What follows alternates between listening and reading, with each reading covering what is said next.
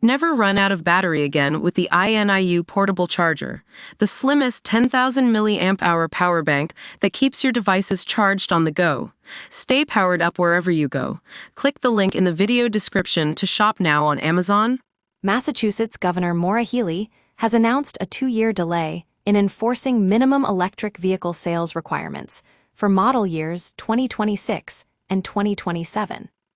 The state's Department of Environmental Protection said it will exercise enforcement discretion for these years, essentially giving carmakers more time to adapt their manufacturing and supply chains.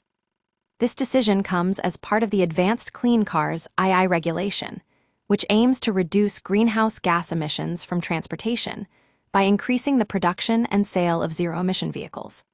Under this rule, vehicle manufacturers must produce and make available 35% zero-emission vehicles in model year 2026, rising to 43% in model year 2027.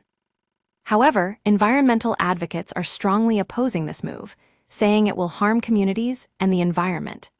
David Melly, Legislative Director of Environmental League of Massachusetts, stated that timely progress on electrification of vehicles reduces both transportation emissions and healthcare costs. He emphasized the need for state leaders to fill the gap left by this policy delay. On the other hand, Governor Healey's office is committed to supporting electric vehicle adoption in Massachusetts. The governor announced dedicated additional grant funding for the purchase or lease of electric vehicles for publicly owned fleets, electric school buses, waste collection vehicles, and other vocational vehicles. This move aims to enhance charging infrastructure statewide and address vehicle pollution in overburdened areas. The decision also echoes the concerns raised by lawmakers, including Senator Michael Moore, who withdrew his budget amendment to delay implementation for 2 years, but highlighted the devastating economic consequences of keeping the rules in place.